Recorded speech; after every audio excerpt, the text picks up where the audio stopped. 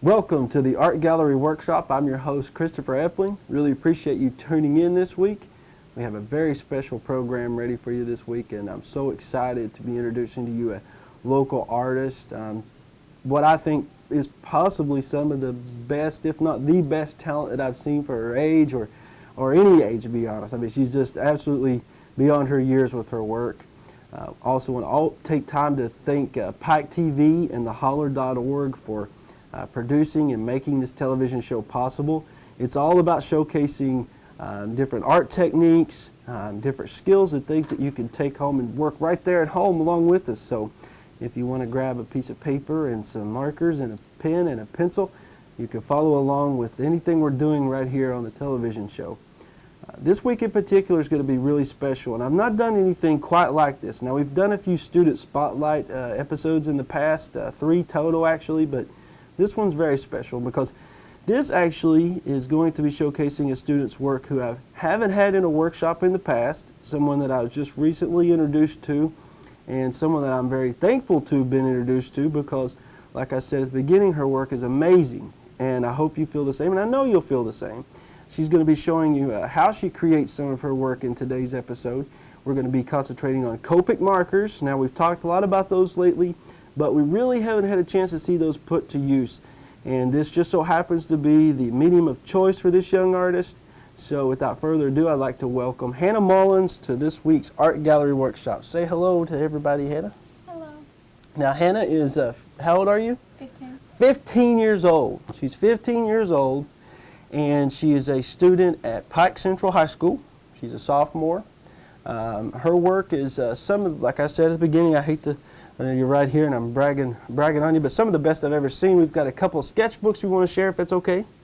Okay. Now, we talked a lot about Copic markers, and just so happens you really prefer Copic markers, right? Mm-hmm. Now, what I'm going to do is I'm going to be flipping through your sketchbook here, and we're going to be taking it from the top. Now, this is one you just recently started, correct? Well, I never do finish it. You haven't finished. This is a new sketchbook you're just starting out in, so we're going to start here at first. And now, you notice that there's going to be a theme that goes along with your work, right? What's your theme? Horses. Horses. Hannah absolutely loves horses, and she uses Copic markers to produce this. And if you look here, this is one of your stallions, right? Would that be a stallion? Okay, or a walking horse? Walking horse. Okay, you're going to have to correct me on some of these. They're pretty. But it's just amazing. Now, Hannah, also something very interesting about her work is she uses the circle method or the Marvel method to create a lot of your pieces, right? Yeah. Here's another one. Now, this one you just finished recently? Yeah. Right, all of these recently. Yeah, Great. all of them are pretty recent. And I'm happy to say that you just got accepted in the Gifted and Talented at Pike Central? Well, I'm trying to get into it. No, you're going to get accepted. You're amazing. If you don't get accepted, I'll personally walk out to the school and knock on their door. How's that sound? Okay. This is some of the most amazing work I've seen. Now, this one is a sketchbook, a collection that she's finished. Now, this is a, I guess, a self piece that you've done of yourself. Okay. Now, if you look really close in Hannah's work, you're going to see this is Copic markers, right? Yeah. Now, why do you like to use Copic markers so well? And we'll talk about it as we flip through here. Because it blends so well. So you like the blending portion? And you can really see how the marker here, what she's talking about, this is one solid shape. And with a lot of markers, what happens is if you go to color with them, you can start out, and if you let that area, one piece dry over here, and you go to start back on this side, by the time you work all the way across to finish that out completely blue, you've got 2 shades of blue, right? So Copic markers, they dry very fast. This is Alice, I guess this is Alice in Wonderland, okay? And this is one of the famous scenes from Disney. This is a beautiful scene. This is Bambi. Yeah, you're going to have to help me on some of these.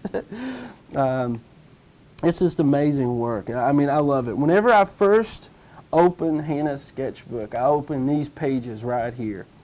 And as you can see from home, and as you could tell, it's amazing work. 15 years old. This is a local artist right here in our region. There's no doubt in my mind she's going to go on.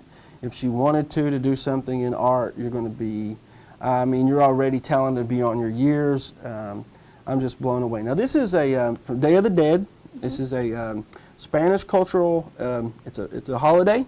I think it's called Day en Muertes or something. I don't know. You'll have to help me out there. Spanish fluent-speaking folks will have to help me on that one. But one of the things, they ornate skulls. That's one of their biggest pieces. So this is just amazing. Let me ask you something. Why horses? I've always loved them. You've always loved horses. Now, do you own a couple horses too? I own 2. 2 horses yourself? And now, when you first started, do you draw, your earliest memories drawing, have you always drawn horses? Yeah, I've always drawn horses. Always? Now, here's a great, now I'm glad we turned to this page. You can see a little bit of Hannah's process. Now, if you open up any sketchbook to any artist, you're going to see their process. And this is one of the things that I'm most interested in. Now, you use this method, the circle method, right? Yes. And what this does is it gives you a framework to go by, right?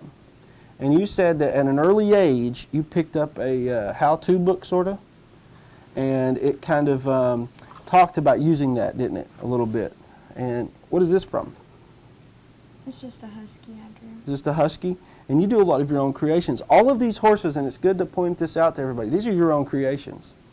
I mean, literally, in preparation for this episode, I sat here and watched Hannah pull up a picture of a horse on her phone, sketch the horse out. I'm trying to follow over here in terms to try to prepare for the episode. I couldn't keep up with her, okay?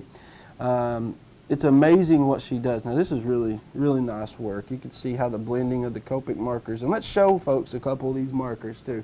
They're right here beside of Hannah's sketchbooks on the screen. They're sold in a variety of colors, aren't there? Lots of different hues, as we call them. So they go from light to dark in any given color, right? And when did you start picking up Copic markers to use them? Around November of last year. So you mean to tell me you've only been using this less than a year? Yeah. Less than a year she's been working in this medium. It's amazing. It's amazing stuff. When I first, I was introduced to Hannah's work prior to actually meeting Hannah. This is the first time Hannah and I have ever met. Now, some students that I bring in, I work with them in workshops in the past, and I'm familiarized with their work a little bit. But you can imagine my excitement when I open up and I'm looking at this sketchbook and I'm looking at these amazingly done pieces, and I'm thinking, you know, who is this artist? I'm thinking that she's already graduated high school. I'm thinking, what art school is she in? And then go on to find you're a sophomore. You've 15 years old. It's amazing. I mean, it's truly amazing. You have supportive family and home, don't you? They help encourage you, and that's really what it takes. So now that's an awesome bunny. I know a lot of students at home are going to love your bunny. Now, what motivates you to fill up these pages? Mostly Instagram.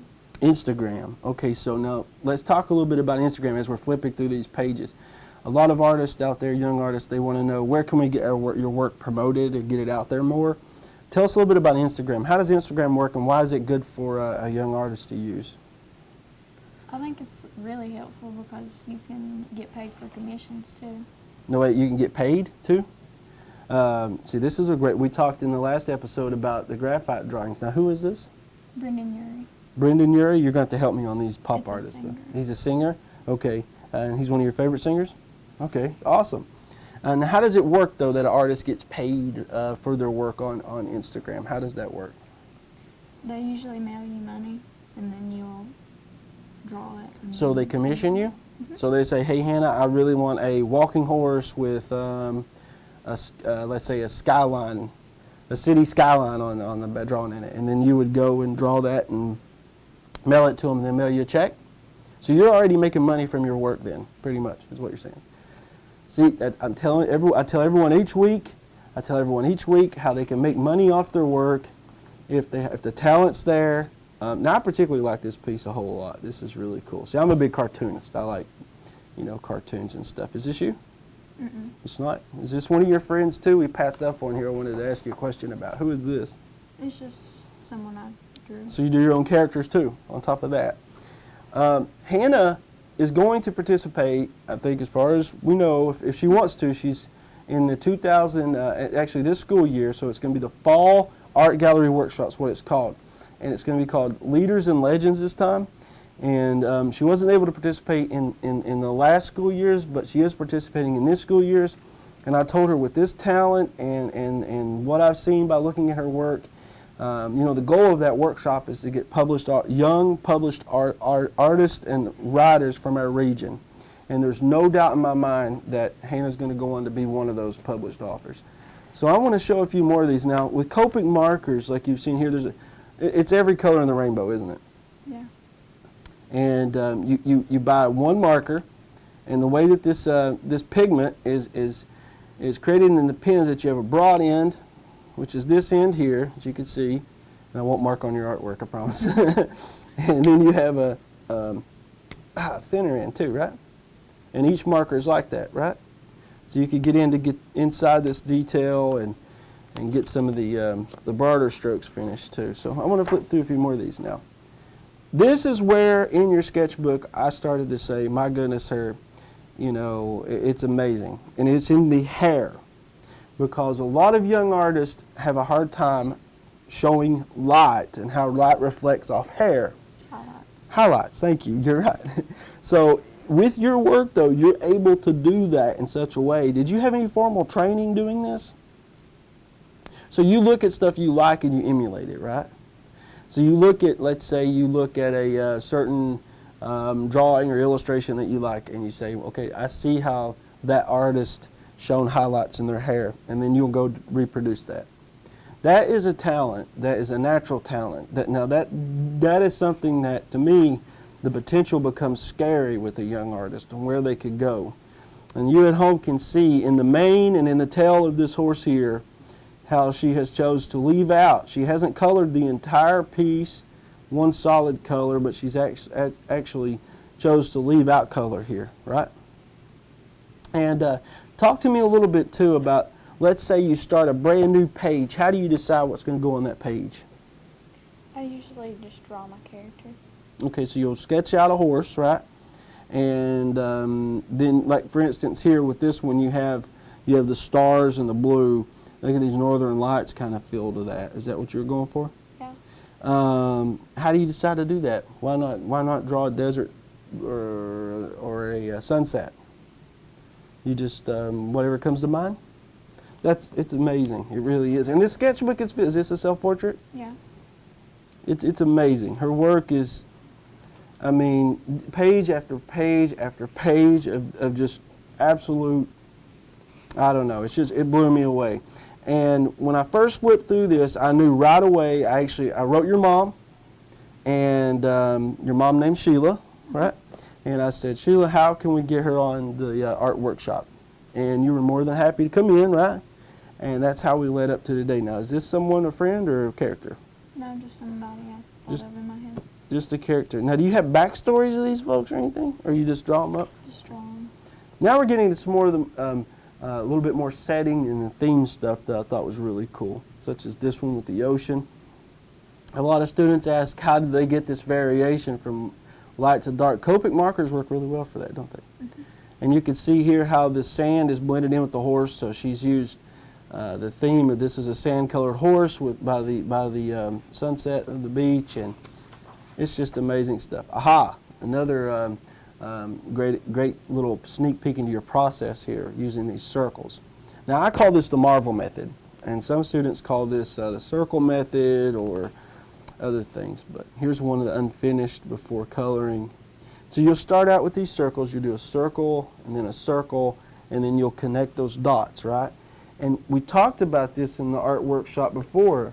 And I've asked students to do this before, and they don't trust me that this works, but it does work, doesn't it? So when you start out, you'll start out like with a circle, and you'll just sketch it out, right? It doesn't have to be perfect. And then you'll do another circle here, right? Yep. And then you'll go in then and add this detail in, right? Yep. To create the shape or look of the horse, and going down the mane and something like that, right? Yeah. With the ears here.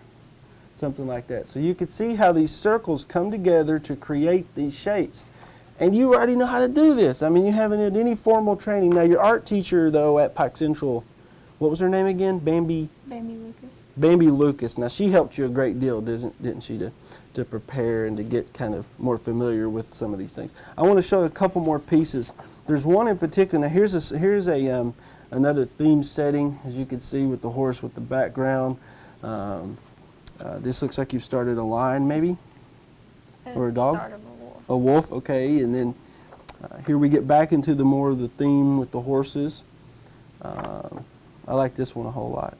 This is for 300 Followers. followers. Oh, for your Instagram. So not only are you promoting your work on Instagram, you're creating your artwork so that when something happens where you get 300 followers on Instagram, then you go and you promote it with a piece of art. Now, do you do the art for trade thing? Art trades. Art trades? Will you talk to the audience a little bit? Tell the audience a little bit about what an art trade is, those interested. An art trade is when you make art for someone and then they make art for you in return. Okay, so you could like trade it. So like say if I'm an artist and you really like how I draw, let's say landscapes or something cool, or maybe a pen and ink, and I really like how you draw horses, you might agree to say, hey, I'll draw you a horse if you draw a landscape for me, right? And that's through Instagram too? Okay, so some more advice, like do you do Facebook for your art too? No. Only Instagram right now, right? So what's your Instagram handle? Splashes of paint. Splashes of Paint. So those interested out there who would like to see Hannah's work on Instagram, go to Splashes of Paint at Instagram? On Instagram, sorry. So search for Splashes of Paint and you'll be able to follow your work, right? Mm-hmm. It's amazing. Here, a couple more real fast just before we go. Here's another Day of the Dead piece. This is just so unreal. I love your work. I could show your work all day. I mean, the use of color, your understanding of proportion. You're 15 years old. It's amazing. It's absolutely amazing. So are all of these listed on Instagram? All of them. Every one of these. So all the things that we're looking at here today during the art gallery workshop, if you are interested in going online, and here's a skyline piece, isn't that cool? If you're interested in seeing Hannah's work, go to Instagram, Splashes of Paint, right? Okay, you want to work a little bit, maybe show some of the audience at home how you put color on your pieces? Is that okay? Mm-hmm. Okay, let's work together for a little bit and see what happens. So what we're going to do is we already have Hannah set up with some color. I'm going to put your sketch brushes safe and sound over here, okay? Okay. Promise. All right, so we'll switch to our overhead, and we got our Copic markers ready now. She sketched this up prior to starting, right? Okay, so this is what you start out with after you pencil it. So you'll pencil the piece in, you have the piece ready, and now you're going to start putting color, right? Okay, so go ahead and walk us through that. I'll start with the second darkest color and start at the top of the hair. Okay, so you'll start at the top of the hair, and you said the second darkest color? Yeah. Okay. So why not start with the lightest color? Well, you can start with the lightest color. I just prefer this way. This is how you prefer? Okay. All right. I sketched one of these earlier, I promise. I'm going to find it and see if I can't follow along with you. Now, I'm embarrassed to show my version. But yeah, how pitiful is that, huh? Okay, so I'm going to follow along with you, okay? A little bit. I'm going to use, believe it or not, I'm going to use brown. How's that sound? That rhyme. Did you catch that? I'm going to use a green mane. So now I notice you've drawn lines in your mane, though, right? Yeah. So those help guide you each individual strand. And notice at home how she's leaving out in those areas, how she's not coloring the entire piece in. And she's leaving out those strands in order to go back in later. And what she's done is when she's went through, she's created these lines like this through the mane, okay, so that she can go back later. And I'm guessing that's how you've done this, right? Sort of like this? Yeah. And that way, when she goes back to add color in a little bit, she can add that highlight effect that we talked about. Students have a hard time with that. Sometimes students want to color the entire thing brown, and then they want to go back through at the end and try to add a little bit of highlights, and that's kind of hard to do, isn't it? Okay, so you start out with the next to the darkest color. Yep. Okay. I'm going to try to follow along the best I can here, okay? Have you ever seen a horse with green mane? Here it is. And then you leave out, I guess, these areas of white, right? Yeah. Okay. And it looks like you're starting at the top of the mane or the end of the mane? Yeah, at the end of the strand of hair. Okay, at the end of the strand of hair, she's starting out, okay? And once you have that, then what do you do? I start with the color next to the second darkest. Okay, so the next next to the darkest color, right? Yeah. Okay, and then you'll go back through there. And how am I doing over here? Am I actually getting these highlights looking okay? Yep. If you have a horse with green mane, hey, I could do a St. Patrick's Day horse, right? Okay, so you're leaving out those areas, right? Mhm. Oh, I see what you're doing now. So you're adding in then the lighter color that goes just inside of the darker color, always moving towards the Middle. middle. That's very cool. Now, do you suggest for young artists at home, let's say they're wanting to get their work out there like you've done, do you suggest Instagram is a good way to do it? Definitely. And is it pretty good artist community on Instagram? Yeah.